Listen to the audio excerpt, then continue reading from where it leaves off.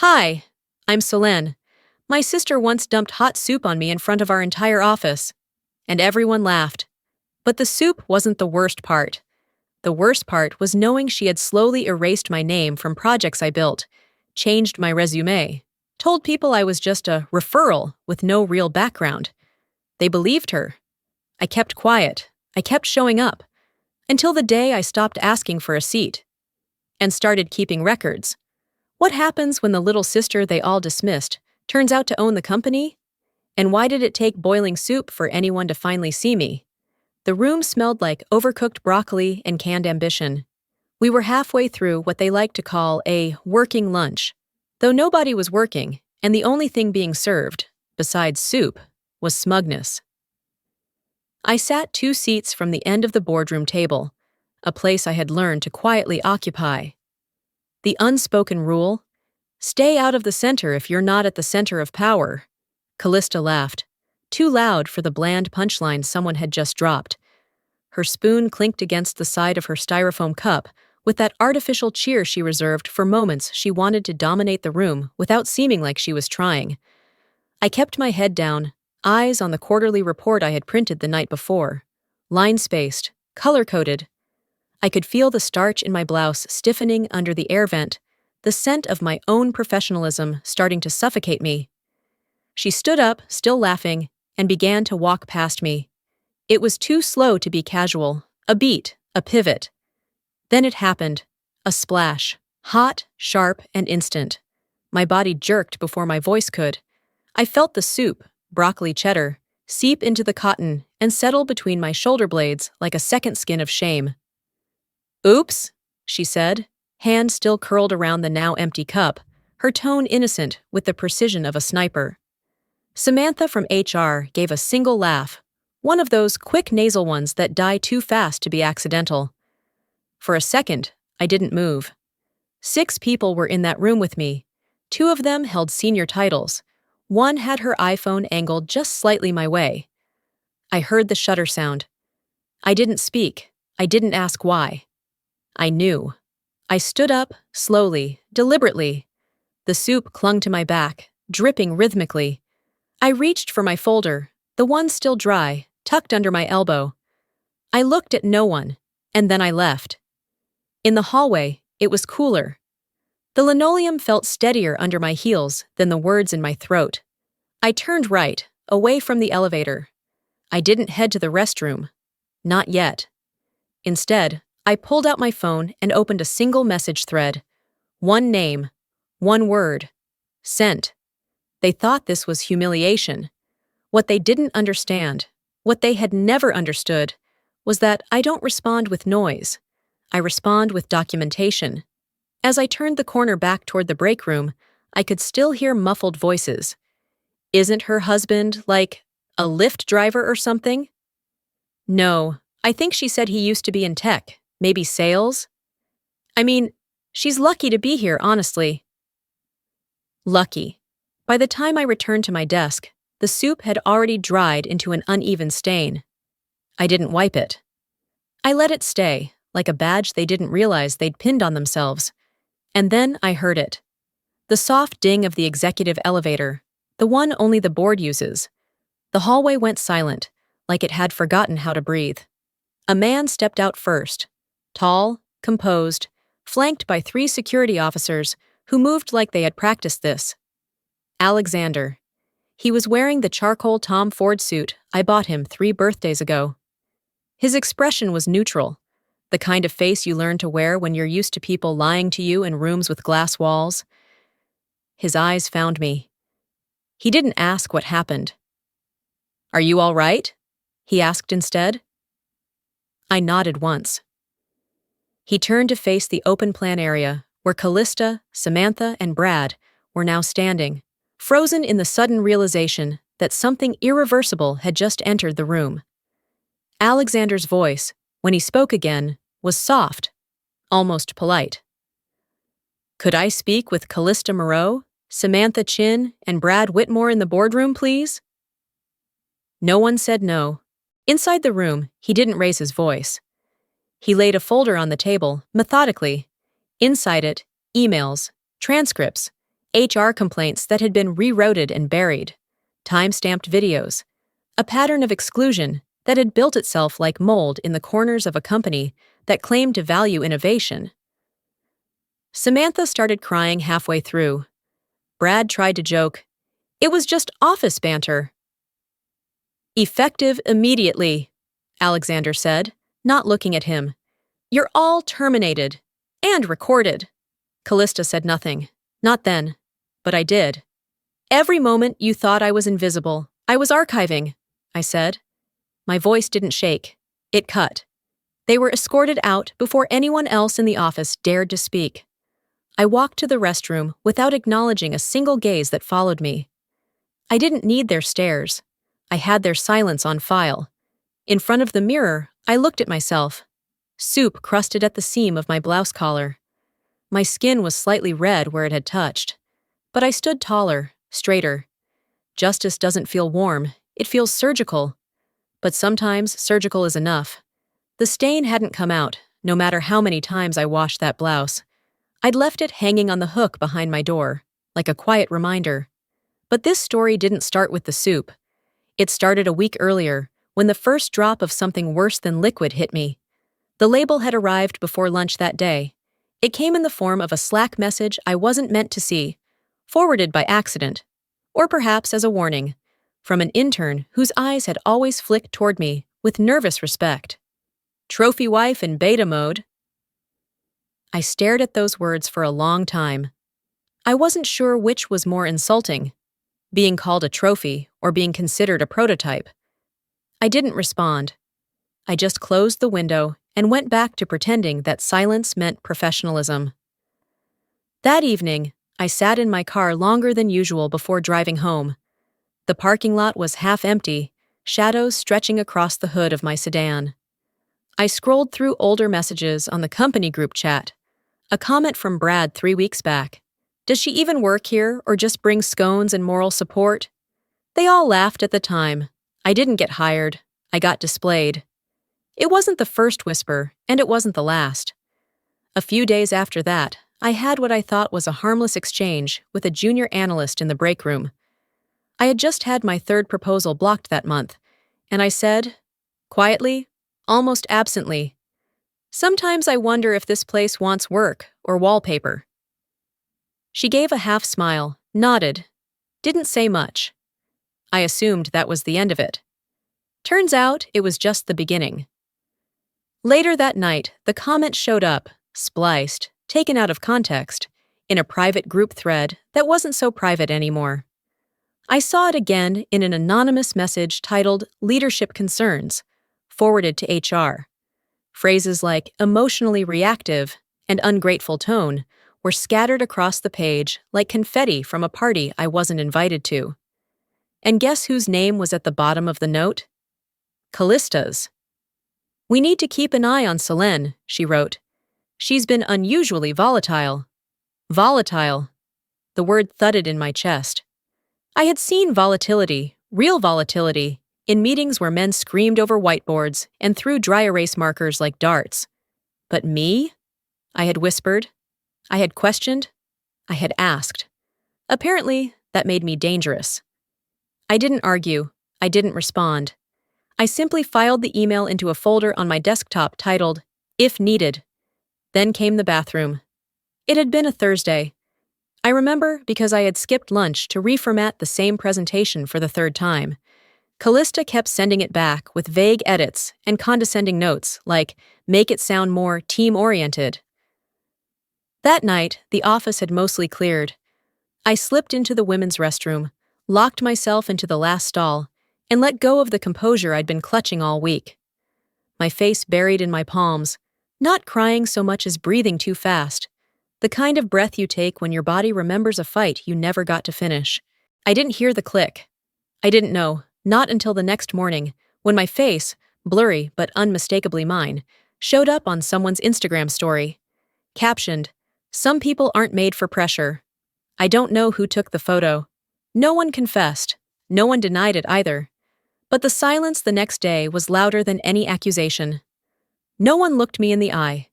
No one invited me to speak. They just watched, from behind screens and coffee lids. I took a screenshot, saved it, didn't speak a word. Instead, I printed the photo, walked calmly into HR, sat down across from Laura, who shuffled some papers like she didn't already know why I was there. Callista was in the room. She tilted her head with a rehearsed look of concern. "I saw the post," I said. "You saw it too." Laura blinked. "We've reviewed it. It doesn't reference you directly." "It shows my face." "Well," Callista cut in, "you do carry yourself a bit separate. People might misinterpret that." "Separate." I nodded, stood up, thanked them both for their time, and walked out. That was the first moment I stopped expecting anyone else to protect me. Back at my desk, I opened my cloud drive, created a folder. Survival, not drama. I dragged in the image, then the HR note, then the Slack thread. They called me a trophy wife. That was their mistake. I was the trophy, and the one designing the battlefield. The night was already humid when I stepped out of the rideshare, heels clicking against the polished stone in front of the Driscoll. I checked the time on my phone, 6:42 p.m., and adjusted the neckline of my black dress. A safe choice, elegant but unthreatening. The email invitation still sat in my inbox, unread by anyone but me. I scrolled to it again as I reached the check-in table, just in case. "Name?" the young woman asked, eyes flicking from my face to her iPad. "Solène Moreau," I replied. She typed, paused, scanned the screen, tried again. "I don't see you here. Are you sure this is the right event?" I held up my phone silently, displaying the invitation. She offered a tight smile. "One sec." She picked up a walkie-talkie and whispered something I couldn't quite hear. Then she nodded, eyes glancing over my shoulder. "Callista's coming to check." Of course she was. Callista arrived in her signature navy satin gown, hair swept up like she'd floated off the cover of a lifestyle magazine. She leaned in, too sweet, too smooth. "We had to finalize the list last minute," she said, "but I'm sure we can squeeze you in. No name tag, no assigned seat. Just a hand gesture toward the ballroom, and a fake laugh that trailed her like perfume as she walked away. Inside, the room shimmered with uplighting and floral centerpieces tall enough to block eye contact. The crowd moved like schoolfish, clusters forming, breaking, regrouping. I stood for a moment, unsure whether to find the buffet or a place to disappear. I chose neither and drifted along the edges. My demo slides played silently in a loop on the far screen, credited as Innovation by director Callista Moreau. The same slides I spent 2 weekends crafting, down to the shade of blue in the bar graphs. Someone from logistics passed me, holding a plate of shrimp cocktail. "Oh, are you someone's +1?" she asked brightly. "I'm part of the strategy team." She blinked, then half nodded. "Oh, I didn't know we had one." The sting wasn't sharp. It was dull, like pressing a bruise you forgot was there. When the music softened and the host called for the annual team photo, people began to gather by the stage. I hesitated. Then I followed.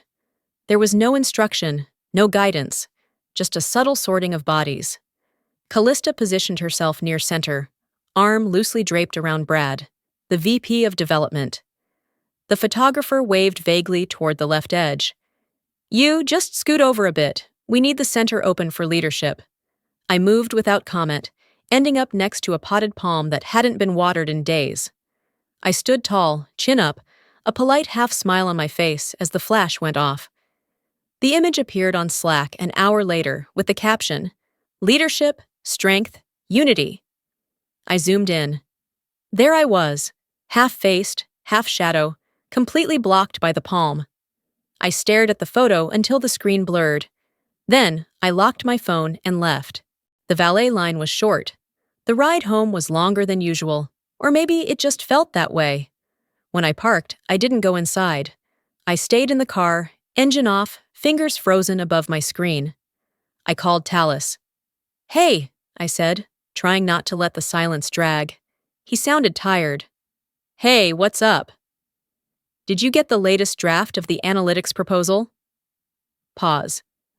I didn't see your name on the calendar invite. Was it sent out to the full group? I submitted it Wednesday. Callista ran the meeting, he said. I assumed she'd mention it if it was ready. Right, I murmured. Makes sense. He didn't ask any follow-ups. I didn't offer any. That call wasn't for confirmation. It was for clarity. Back in my apartment, I took off the heels, unzipped the dress, and sat on the floor in front of my open laptop. I pulled up the company's LinkedIn page. There it was, the photo. Polished, filtered, shared. The caption was the same. The message even clearer. I didn't cry.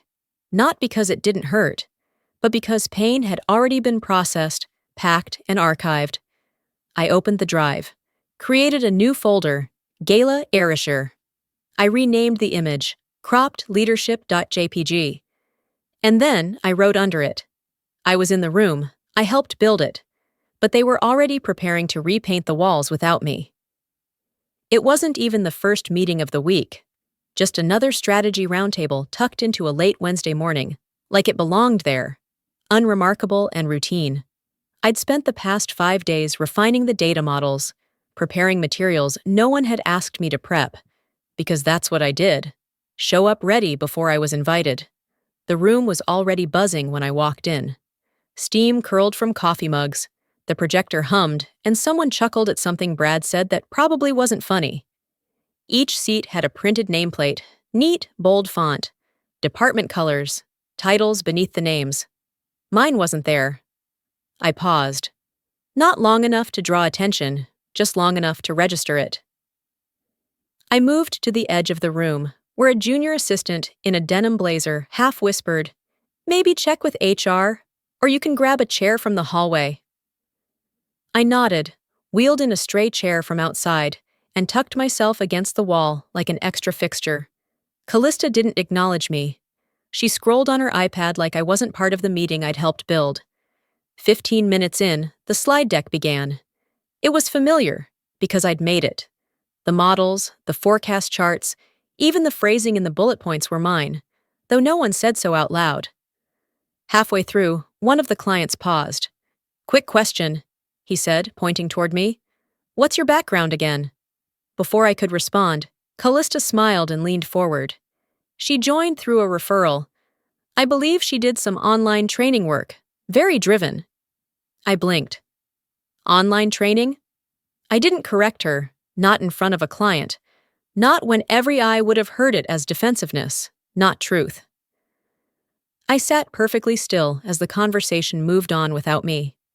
My degrees, double majors from the University of Texas, were on my LinkedIn. I'd worked hard for those years, waited tables through grad school, tutored calculus just to make rent, and in 10 seconds, Callista had buried all of that under the word referral.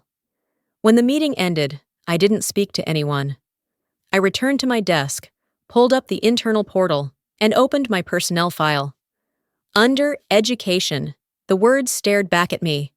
Online associate program, communications. My chest felt tight. My name had been scrubbed, replaced, rewritten. No dates, no universities, no mention of the years I'd poured into becoming exactly the professional they now pretended I never was. I sent a correction request. HR replied 2 hours later. "We'll review the adjustment. Per record, the current entry was approved by your department head." I didn't need to ask who that was. By the time our team sync rolled around at 4 p.m., I was ready, not angry, not hysterical, just precise. I entered the small conference room and took my usual seat across from Callista. She didn't look up from her laptop. The meeting began with status updates. I waited. Then, between items, I asked, "Did you alter my file?" Her eyes flicked up. I suggested a simplification. People get intimidated when they see academic overkill. I let that sink in. Then she added, voice light but sharp, "Don't overplay your pedigree. It won't help you here." I nodded once. Understood. What she didn't know was that I'd already downloaded a time-stamped copy of the edited file. Her digital fingerprints were on every line. Back at my desk, I dragged it into the archive folder I'd been building. I labeled it S9, Rewritten, Bio.pdf. They could rewrite my resume on paper, but I was rewriting their mistakes in the cloud. Monday morning had that low hum, the kind that wraps itself around fluorescent lights and stiff collars. I arrived before anyone else, the auditorium empty except for the AV guy adjusting cables on the main console. My slides were already loaded onto the company drive, tagged under the folder name I had assigned. Q2, Predictive, Market Insights, V Final. Only it wasn't under my name anymore. I hovered over the file properties. Author, C. Moreau. There was no typo, just erasure. My mouth went dry, but I didn't speak. Not to the AV tech, not to the intern rehearsing the host script in the first row. I simply walked to the side of the stage where the tech booth was tucked behind black curtains and waited. And then I heard her voice. Callista was on stage with Brad, mic in hand, pacing slowly as she rehearsed. I didn't need to listen long. She opened with a line I had written in a notebook 3 months ago. When we stop reacting and start predicting, we don't just market smarter, we lead. She said it flawlessly, like it had lived in her mouth the whole time. I leaned against the wall and breathed through my nose. I knew better than to interrupt rehearsal. I didn't even clear my throat. But inside, something had started moving. A slow, pressurized shift, like water heating under steel. By 10:06 a.m., the room was full. Executives lined the front rows. Vendors filled the middle. I took a seat in the back, half shadowed by the curtain, where I could see the screen but not be seen. The lights dimmed. Applause welcomed her to the stage, and Callista owned it. She spoke with charm, with polish. She used transitions I'd designed, frameworks I'd diagrammed. The slides clicked one after another. Trend predictions, customer behavior curves, ROI charts, all built from hours I'd poured in behind closed doors. All stripped of me. "She's incredible," someone murmured behind me. "Real leadership material." I didn't turn around. I didn't blink. No, she wasn't incredible. She was louder. After the showcase, I slipped away before anyone could ask questions. I didn't want congratulations. I didn't want a plate of catered pasta salad. I wanted distance. Back at my desk, I opened my inbox. The top message was from Callista's account. Subject line: Culture, Credit, and Contribution. The body of the email read like a press release: thinly veiled, sugar-dusted condescension. "Here at MSG, we celebrate merit over relation. What matters isn't where you come from, but what you deliver. We are proud of every contribution that reflects that spirit." It was vague enough to be harmless, sharp enough to draw blood. Minutes later, HR forwarded an internal memo about clarifying team boundaries and communication professionalism. The timing wasn't a coincidence. They weren't just ignoring me. They were preparing to dismiss anything I said as resentment. I started typing a reply. Then I stopped. Highlighted it all, deleted it. I wasn't going to give them what they expected.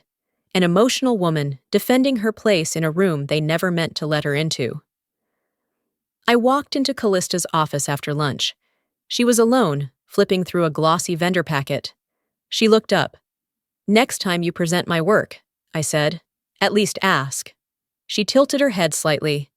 "It was a group effort, and frankly, your tone suggests insecurity." I smiled, just barely. "No, it suggests restraint, which I'm rapidly running out of." She stared at me for a beat too long, then said nothing. I turned and left. Back at my desk, I opened my archive folder. Created a subfolder, S2 Strategy Theft. I uploaded the original slide deck, with timestamps. Then added the audio file I'd recorded during rehearsal that morning, where she read my words word for word. I didn't need them to hand me credit. I needed them to keep underestimating how well I documented theft. The ceremony room smelled faintly of sugared pastries and cold coffee. It was Friday afternoon, the monthly recognition circle, and the air buzzed with the soft murmur of anticipation. People adjusted their collars, straightened blouses, glanced at each other with the kind of hopeful suspicion that only bonuses could bring. I sat near the back, not by accident. I didn't want the front row.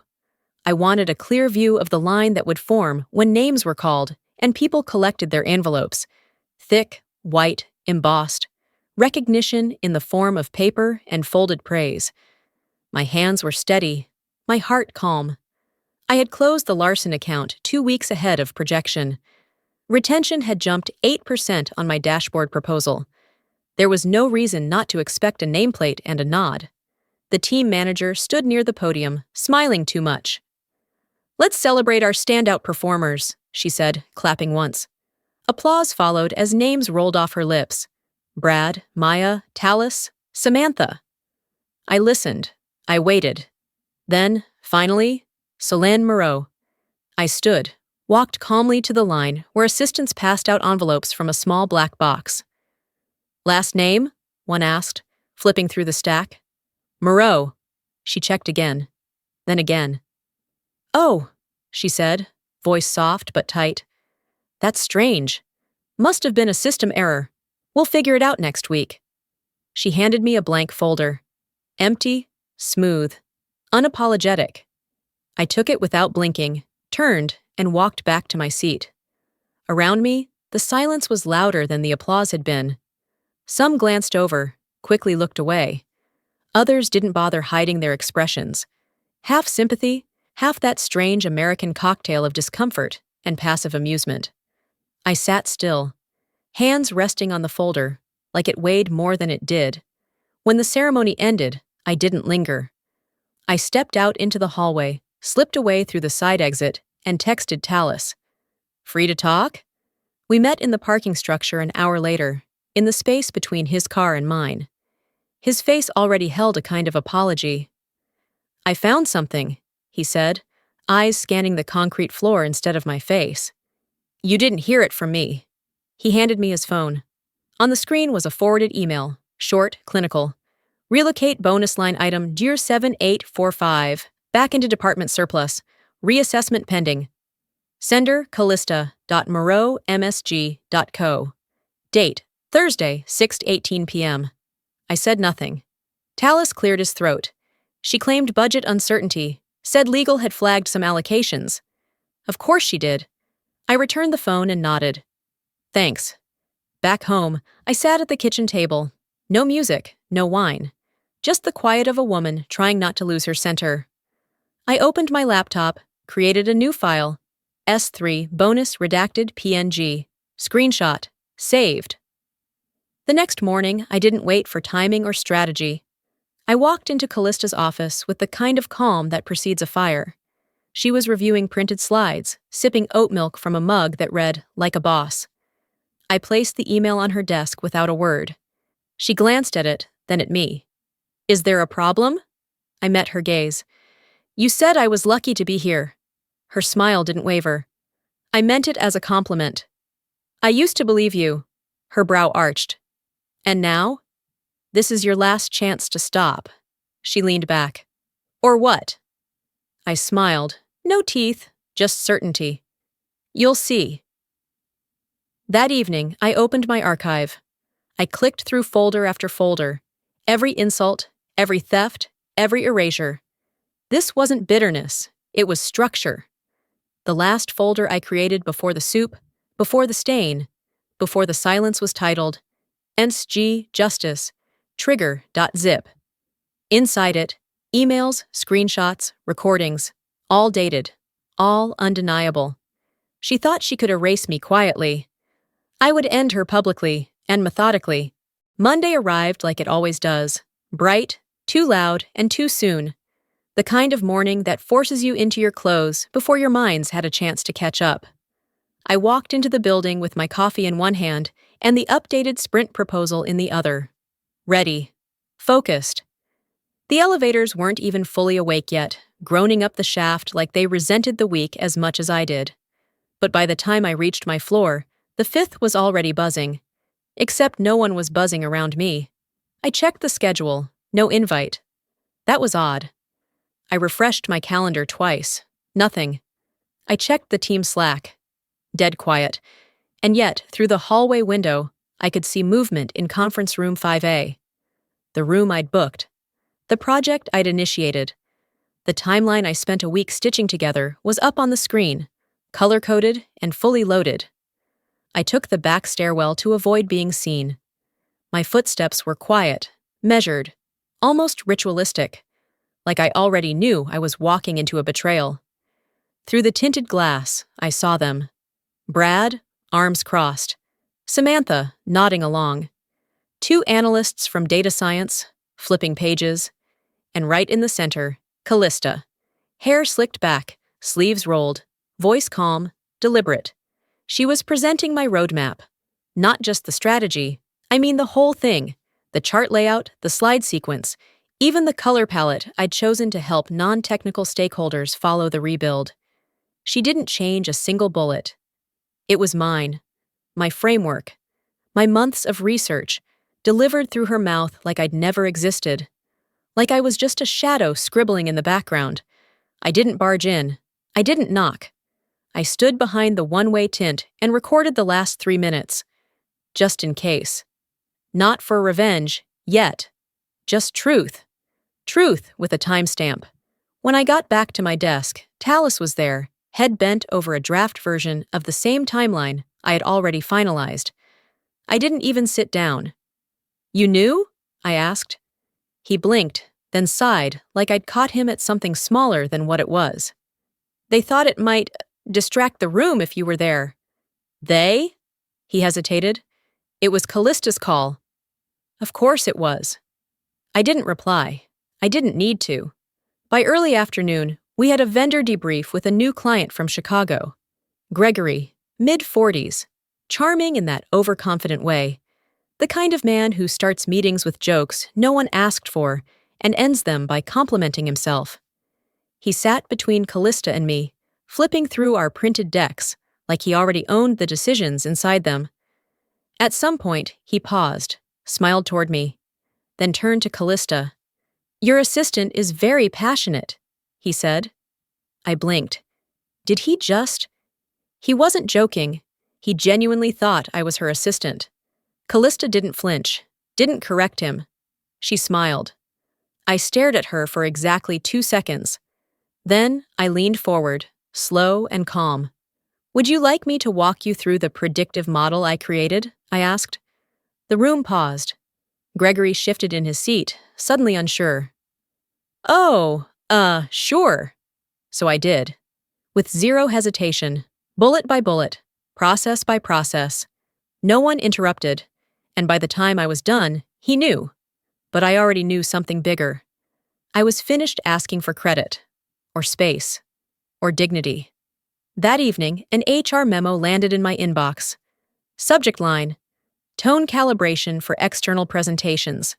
No name attached. But the tone was familiar. Overly neutral. Precision sterile. I knew who wrote it. Callista's fingerprints were all over it. Clinical, smug, strategic. But the gloves weren't thick enough. So I opened a draft response. No words yet, just receipts. First, a screenshot of the invite list. My name, missing. Then, a snapshot of the version history on the shared strategy doc. Mine, first. Finally, a time-stamped still from the video. Me outside the glass wall, watching my own work being presented by someone who called me an intern. I didn't send it. I saved it. At 2:30, I walked to the restroom, washed my hands, then my face. I stood at the mirror, dripping, staring. "You're not overreacting," I whispered to myself. "You're observant. You're done waiting." I dried my hands, pulled out my phone, and scrolled to one thread. I typed, "Can you come up at 3:20? Sent." Then I looked back at the mirror. At the woman I used to be, who waited for permission, a seat, a nod. She was gone. I wasn't the assistant. I was the contingency. And if Callista thought she was writing me out, she hadn't read the last chapter yet. Because she'd remember me, not as the one she dismissed, but as the reason everything came undone. The cafeteria was unusually crowded for a Tuesday. I'd skipped lunch again and was hoping to grab a coffee before heading into the 3 p.m. vendor debrief. Instead, I found myself cornered at a high table near the window, surrounded by smiles that felt like sharpened spoons. Callista slid in beside me, laughing too loudly at something Brad had said.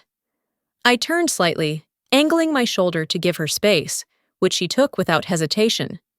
Then came the moment I didn't forget, not because it surprised me, but because it didn't. She leaned forward as if to gesture at the stack of napkins, and her elbow slipped. The lid came off the soup cup. Broccoli and cheddar, hot and heavy, poured down my sleeve and across the chest of my white blouse.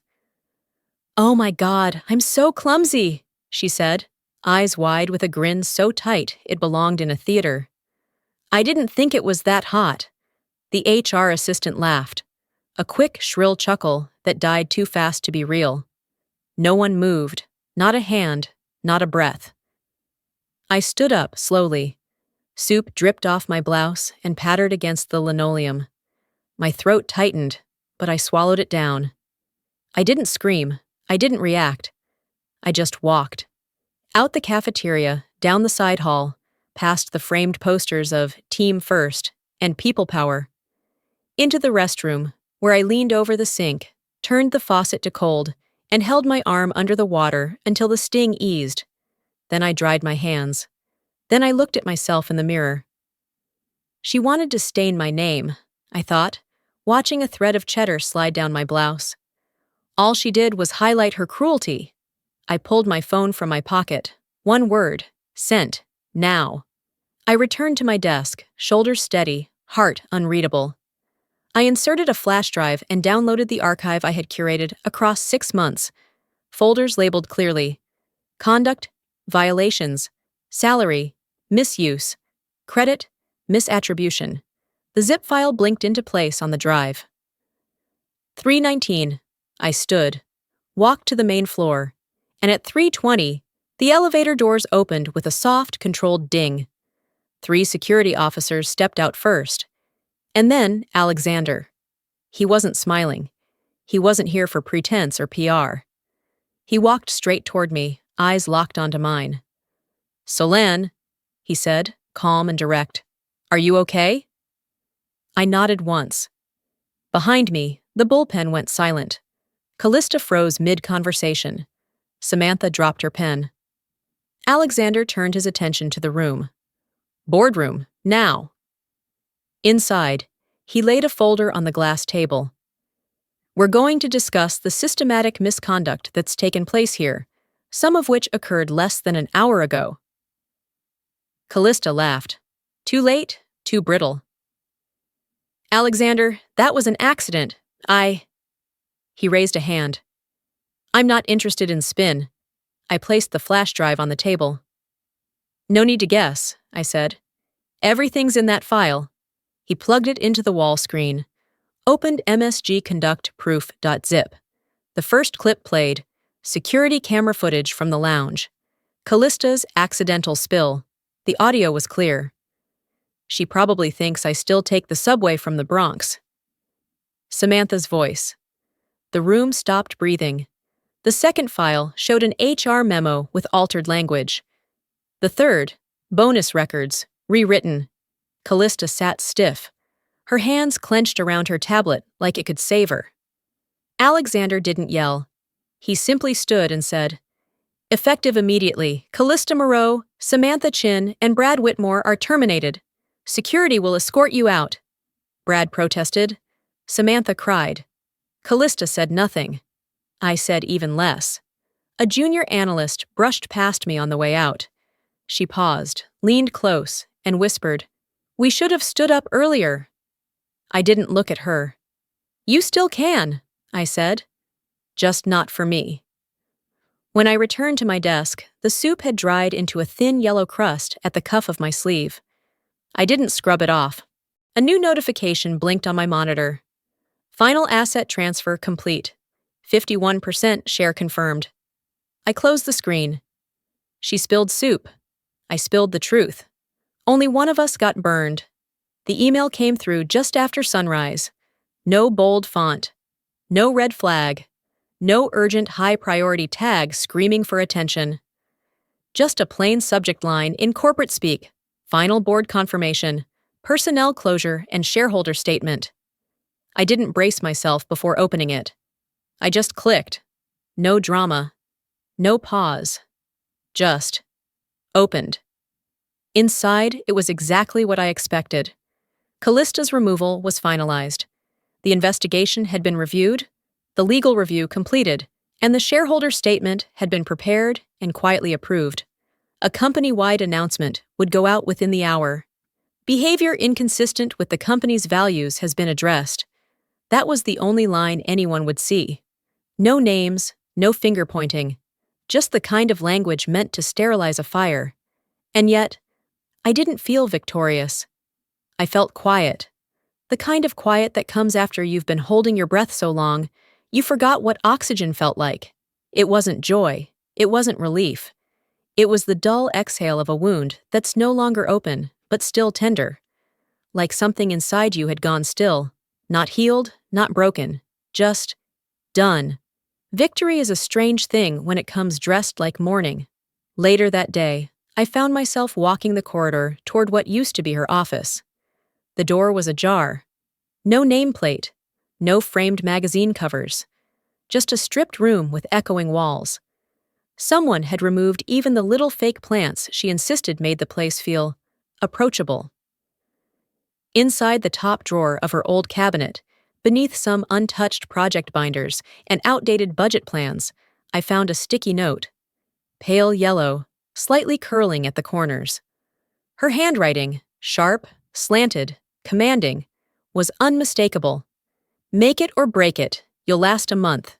It was dated the week I started at MSG. I stared at it for a long time. Then I folded it once and slid it into my pocket. I didn't keep it because it hurt. I kept it because it didn't anymore.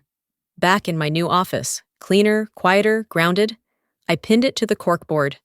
Not as a relic of her, but as a record of me. I made it. That afternoon, my phone rang. I didn't check the ID. I didn't have to. "Hi, Mom," I said before she even spoke. There was a pause. Longer than usual. When her voice came through, it was softer, measured. I didn't realize how bad it had gotten. Between you and Callista. I let the silence answer first. Let her feel it. Then finally I spoke. "I think you didn't want to know." She didn't argue. Just sighed. A tired, familiar sigh. "We're still your family, Selene." "And I'm still mine, too," I said gently. Firmly. We didn't say goodbye. The call ended with no neat wrap-up. But not every ending needs a ribbon. Some things just land. By Friday evening, I sat in the corner of my home office, surrounded by blueprints. Not of buildings, but of systems. I was finalizing the launch plan for our new internal equity initiative. We called it Clearline. It was a system that tracked contributions, real, granular work, mapped to project data, tagged with authorship, and stored in immutable logs. It was transparent, fair, built for the kind of workers who, like me, had once been edited out of their own ideas. The first scholarship we launched under it was named after the quiet intern who had dared to forward that one email. She had no idea what that click had sparked. Her name would now live on in annual grants for overlooked voices. The second scholarship was anonymous, but I knew the donor, Talus. He now ran the Integrity Division's data wing. Steady, brilliant, trusted. The kind of man I would build a legacy beside. I don't believe in vengeance. I believe in systems. Vengeance burns things down. Systems build things up, or hold them accountable when they fall. That night, a courier delivered the final draft of MSG's updated leadership directory. I flipped through the pages until I saw it. Solène Moreau, Chief Integrity Officer. No tears came. Instead, I gently closed the binder, set it on the edge of my desk, and opened the bottom drawer. Inside, wrapped in a clear dry cleaning sleeve, was the white blouse I'd worn the day. Callista had spilled soup on me. That accident in the boardroom, that stain, the one that never came out. I'd kept it, not because I couldn't let go, but because some stains aren't meant to be erased. Some are warnings. I zipped the drawer closed. What they tried to bury, my credibility, my voice, my truth, became the seed of something larger.